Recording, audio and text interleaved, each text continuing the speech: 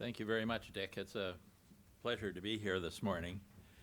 And I must say I get a bit schizophrenic when I talk about the multilateral and then the bilateral because I've been down both routes and I think there are a number of overlaps and crosswalks, and I'll talk a little bit about that as I go through this. And of course, I'm a Canadian, so I'm afraid you'll be subjected to a bit of a Canadian perspective, but I think a lot of what I'll say is probably of interest and applicable to other countries as well, because each country may have somewhat different circumstances, but a lot of the same challenges are there for everybody. I did this PowerPoint presentation not to take you through every line in it, but try to organize my thoughts for how I approach what I'd say today. So I thought, how do I get the point across of Canadian agri-food exports? Why do we look at the world the way we do? How important is agriculture to us? And that's in the next slide in terms of our international trade for various products. And who are our major partners?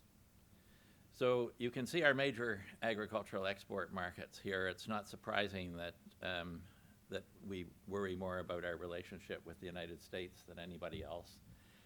So the renegotiation of NAFTA, which we went through recently, was very important. China, I'm not going to spend a lot of time. It's very important, but I'm not going to get into that because we had for a while thought maybe we'd negotiate a bilateral agreement with China, but I think maybe that's some distance off. And we have other problems with China. Japan is very important, and of course, to have now a TPP agreement with Japan, or a CPTPP agreement is very valuable for Canadian agriculture. And of course, the European Union is very important. And we have a free trade agreement with Europe. And of course, we have a free trade agreement with Mexico. It's called NAFTA at the moment and could become, if it's ratified, the USMCA, or as we call it in Canada, CUSMA.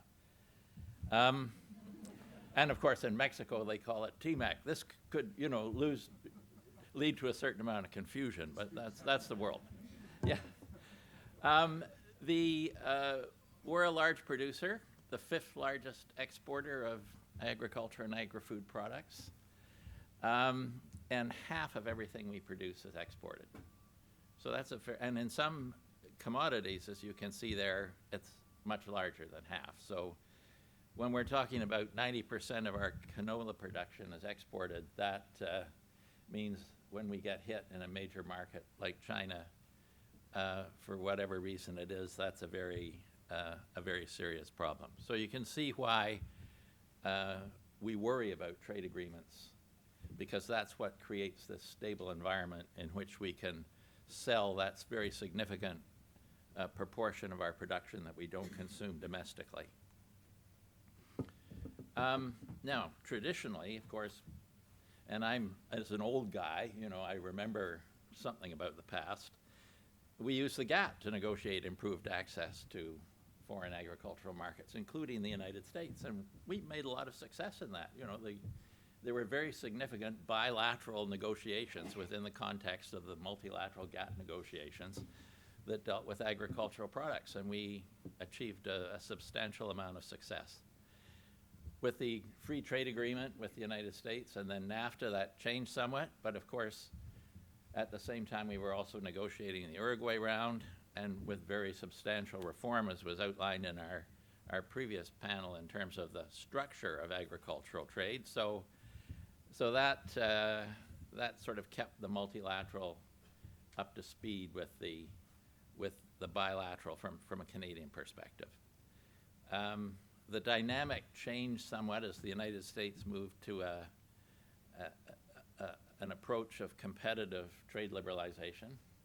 I think I remember hearing about that. That was maybe first mentioned in a WTO context, but fairly rapidly went on to spur the development of an effort to negotiate bilateral agreements by the United States. And given our dependence on exports and the situation I described on the first 2 slides, we really had no opportunity but to follow suit and go down that road.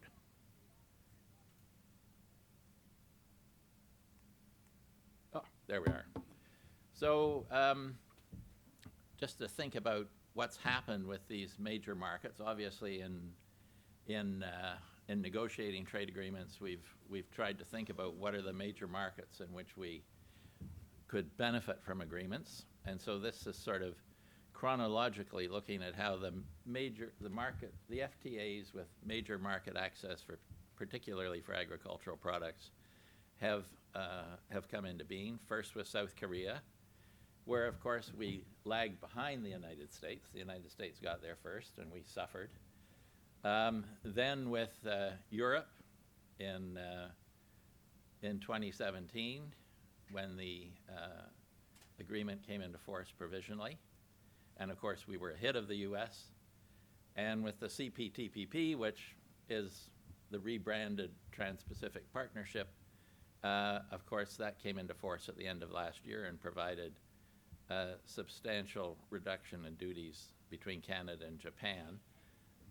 But also, for instance, with Vietnam as of January 14.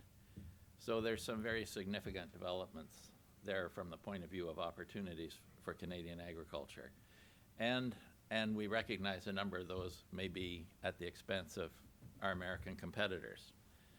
And of course, we're negotiating with other countries. I put the UK there. We're in talks with the UK. I don't think we actually call them negotiations, but it's what do we have to replace our free trade agreement with Europe when the UK leaves the EU.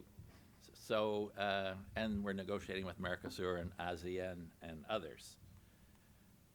Now, so, you know, that you can certainly deal with tariff cutting in FTAs, but there are a number of things that it's hard to deal with in free trade agreements, or impossible to deal with, that are actually very relevant to agricultural trade.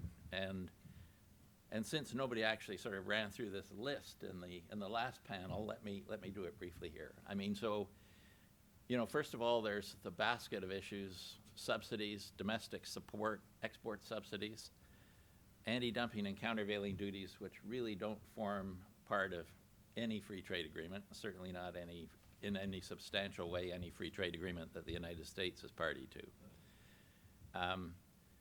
And then we have, and we can go into the reasons why that's the case, but that's sort of a fact of life. And then there are issues that, while, you know, are also in free trade agreements, they're actually firmly rooted in the WTO. And the differences so far in free trade agreements aren't really that extensive, I would argue. So technical barriers to trade, sanitary and phytosanitary regulations. And then, of course, the dispute settlement system. And I think I'll just note here, and it's a footnote to the earlier discussion, that that most countries seem to use the WTO for dispute resolution rather than bilateral agreement mechanisms if the issue that is of concern is one that is covered by the disciplines of the WTO. So that's some fairly significant sort of caveats to put on this when you're looking at the role of bilateral free trade agreements. They can't deliver everything. And another problem with them is really the uncertainty of the competitive environment that's resulted from these. And I've sort of touched that a little bit. And we've, you know, I've been playing around with this for a while, but when I was doing this slide presentation, I thought, well, you know, U.S. policy's really been transformed in this area. I mentioned the competitive trade liberalization dynamic. I think it was Bob Zoellick who started that or certainly popularized it. He maybe wasn't the first person to think of it. And then, of course, we've now moved to, under the Trump administration, to an approach which I call self-inflicted, least favored nation treatment. And this sort of picks up your point, Dick, about self-inflicted. And so the result of this has been that Canadian suppliers are now benefiting from preferential access vis-a-vis their American competitors in some very significant markets: the EU, Japan, Vietnam, And, you know, we're still going along to see, but, you know, I'm asked, that obviously creates opportunities that are important for Canadians. But the question is, how long are we going to enjoy those opportunities? And I'll spend part of the rest of this presentation discussing that. Of course, this adds to the uncertainty too. You know, if you've got these constantly changing situations, you know, who's going to be competitive one year may not be the person who's competitive the next, depending on what's been negotiated and ratified. And uncertainty, of course, means postponing investments. Now, of course, we've been through a bruising American-led effort to rebalance and modernize the NAFTA. We now have a new agreement that's been signed, but of course, ratification is uncertain, as Dick outlined previously. It could take a while. We're not sure how long that will take. Meanwhile, of course, we do have the NAFTA in place, which is important because, of course, as a practical matter, the new agreement isn't going to change tariff duties, really. It's going to be in other areas, some of them related to tariffs, like rules of origin, where there will be changes. Now, when you look at this from a Canadian perspective, you know, during the Obama administration, when the TTIP negotiations were underway with the European Union, you know, I sort of thought if we completed and ratified an agreement with the EU, that would be fairly short-lived in terms of, you know, a comparative advantage that we would have vis-a-vis American suppliers into Europe, because it seemed like the United States was coming along quite quickly and would finish up. We might have a year or two.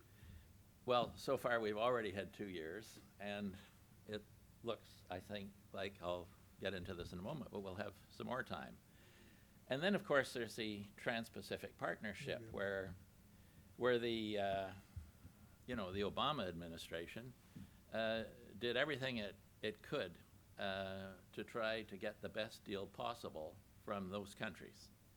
Obviously from an American point of view, but we have a number of similar exports to the United States. And then, of course, Trump backed away, and it's really, and I sort of play with this a bit because it's an extraordinary act of generosity by the Trump administration to back away from the table that had been set so nicely, all these concessions, all the spoils out there for people, and to invite other countries to go ahead and we're not hungry right now, so we're not going to participate in this. Now, I think there weren't many people, though, I must say, when Trump withdrew from the TPP, who thought that the TPP would actually come into force without the United States. And it's Japanese leadership which did that, really. It was, I think, without a firm commitment by Japan to trying to make that work, it would never have happened. How long will this last? Well, I think that's a good question, but it seems to me that it may take a while yet before the United States can negotiate free trade agreements with the EU and Japan. The focus is on a lot of other things in the run-up to the election. China, for one, trying to get the USMCA through Congress. So, you know, it's uncertain what can be achieved before the 2020 election. And then don't forget that the Trade Promotion Authority expires 5 months after the next inauguration, at which point, basically, the United States would need new trade promotion authority. So I'm not sure how quickly that can go. Bruce has got some very interesting ideas on this. I won't try to.